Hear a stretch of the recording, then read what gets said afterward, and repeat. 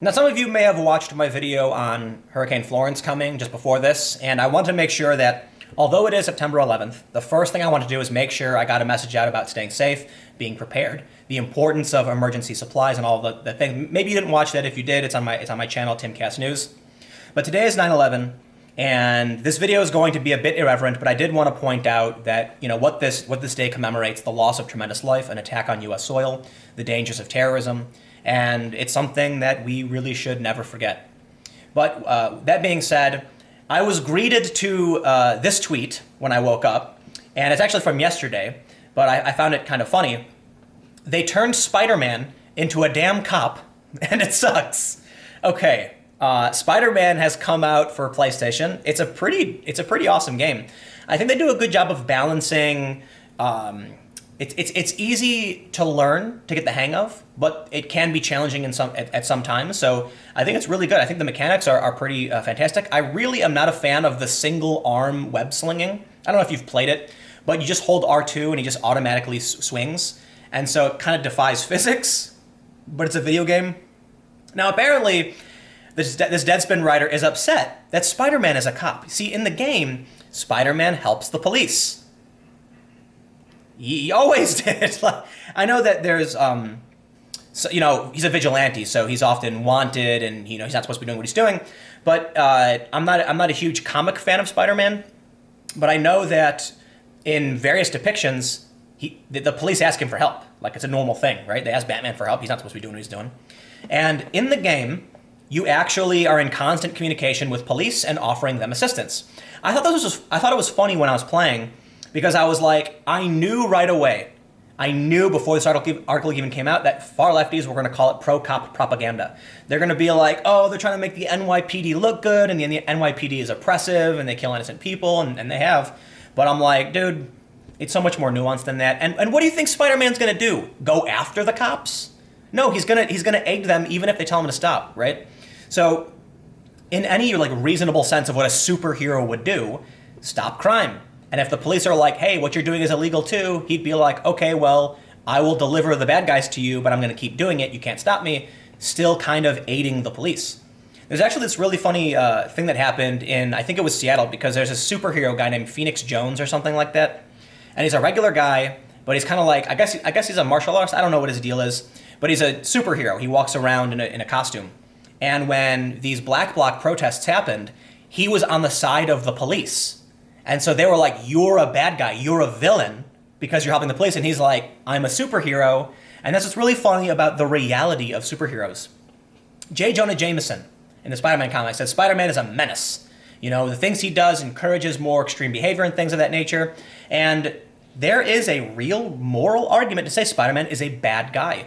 He's breaking the law every day. Not only that, what's with he leaves the webs all over the place. There's a scene where he web slings straight through people and gets just webbing all over the place. What's up with that? Spider-Man he's violating the airspace of these buildings. He's doing a lot of things that are wrong, but we're supposed to say it's okay because he's helping people. And that's a slippery slope, because then you end up with someone like the Punisher, who, well, he's doing the same thing, but he kind of kills people. Is that crossing? You can draw the line. But let's take a look at this article. Tom Lay writes, they turned Spider-Man into a damn cop and it sucks. I don't know why he's a damn cop and not just a cop, but he said, the new Spider-Man video game came out for PlayStation 4 last week, and I was eager to spend a chunk of my weekend playing it. Some things I immensely enjoyed during my few hours of playtime: web swinging, jumping off buildings, web swinging, whispering, whoa, that looks just like the real Empire State Building, and web swinging. We get it, dude. You like holding R2 down. One thing I definitely did not enjoy is how this game turns Spider-Man into a friggin' cop. A friggin' cop? No way. Why would he do that? Spider-Man has always helped the police, dude. What are you complaining about? The propaganda of the culture war is getting so insane that even a superhero helping police, which is what basically all of them do all the time, is a bad thing. Superman's motto was truth, justice, and the American way. They actually changed it. Apparently they changed it because he's a global citizen now or something. I don't know. When I was younger, I was much more into comics. Now I kind of just, play the video games, watch the movies.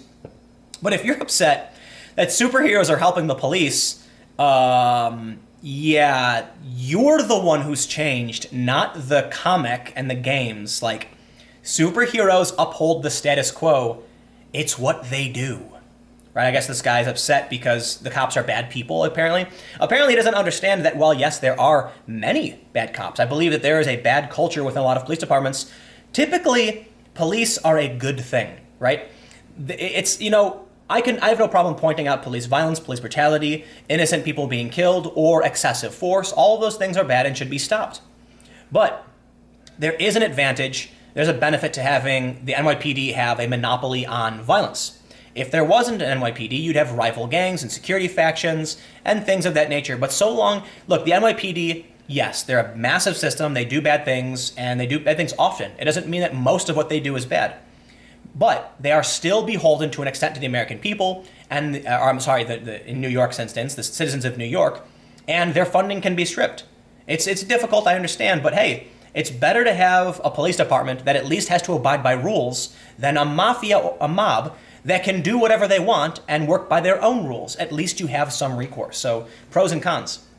He said, granted, I'm only a few hours into the game, but so far the primary objective boils down to help the cops. Not just any cops either, but the NYPD specifically, because the game takes place in a true-to-life rendering of New York City, kind of. I was upset to find that many of the things in New York aren't actually there. It's a compressed Manhattan.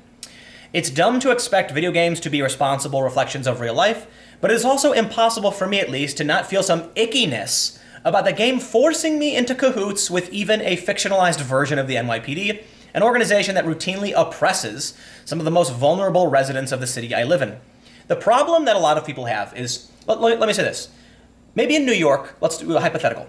Let's say New York has 100 instances of innocent people being hurt, detained, beaten up, arrested, whatever, out of 13 million metro citizens, or I think it's like 3 million in actual New York proper where NYPD operates.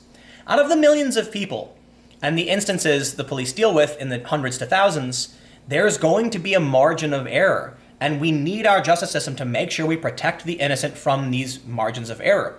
But what happens is people here, this is something I refer to as the scaling problem. Actually, let me just start with the scaling problem and I'll give you a perfect example. Let's say Apple releases 100 iPhone Supers, whatever they call it. 100 of them to celebrities. 1% of those iPhones fail. That means one phone broke. That one celebrity says, oh man, my phone broke. And everyone hears the story about one phone breaking. They say, oh yeah, but so what? It's one phone. Let's say they issue 100 million phones around the world, and 1% of those phones break. Now you have 1 million stories about broken phones, and all of a sudden everyone's going, oh my God, why did so many phones break? Not realizing the margin of error is the same. But because you have more stories, it feels like things are getting worse. The NYPD may often do bad things, but what is the margin, the percentage? We want to continually reduce it. Heck, we want all instances of brutality, excessive force, and the innocent being prosecuted, detained, or harmed go to 0, okay? And that's what we should strive for. But there's a problem that arises when those rates are actually going down. Violent crime is actually going down. But because we have more people and because we have more media, we hear more about it, and people assume it's getting worse just because they're hearing more about it. This is a problem with scaling, all right? The same margin of error scaled to a larger size is less acceptable than the same margin of error in a small scale. And that's something we need to realize if we want to actually solve the problem. This guy's blaming the NYPD, but I think the problems are much too nuanced for him to be upset about playing a video game where he's friends with cops. Dude, Spider-Man's a superhero. He's going to do what the government tells him to do because he doesn't break the law. He stops people who break the law. However, I think it would be interesting to see Spider-Man. Wait, I'm pretty sure there have been instances of superheroes going after corrupt cops too anyway.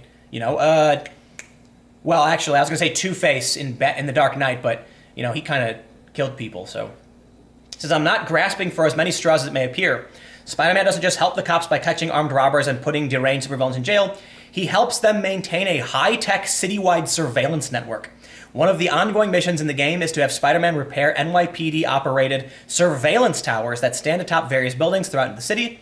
When these towers are repaired, they allow the NYPD to monitor all citizens within a certain radius of the tower, and for Spider-Man to get real-time updates on happenings within the city via an uplink with the towers. Now there is some good criticism, because when you start the game, the cop you work with, she goes, hey, turn on these surveillance towers, and Spider-Man's like, okay, and thus, superheroes aren't always good guys, because I'm pretty sure gigantic surveillance towers that spies on everybody and allows you to hear what's going on is a violation of, I believe that's the Fourth Amendment, unwarranted search and seizure. So New York apparently does operate what's called stingrays, devices that can sort of middleman your cell phones, listen on your calls, text messages, data, all that stuff. But he's not wrong right here. So while I can criticize him for saying that he's upset that he's working with the cops, when playing the game, it's like Spider-Man activates these towers. I'm like, yeah, that's kind of not a good thing. You'd think like someone with like a moral compass would be like, dude, I'm not going to turn your surveillance towers back on. I mean, I suppose you could argue in their universe it's constitutional and all that, but in the game, J. Jonah Jameson actually says it's a violation of their rights to have all these towers, and Spider-Man's going about fixing them all. In reality, I think it was more just a mechanism for the game. Like, you unlock the map by activating towers, and they needed to figure out how to make that work. But surveillance towers that gives a masked vigilante access to city-wide data on crime and individuals is rather extreme. Anyway, I think it's a rather silly thing to be upset about. But you know what? This guy doesn't want to work with the cops, probably because he's, a far lefty writing for a far lefty website. And it is what it is. I think that, oh, wow, it's got 234,000 views. Certainly he's generated controversy. Anyway, stick around. I have one more video coming up in a few minutes.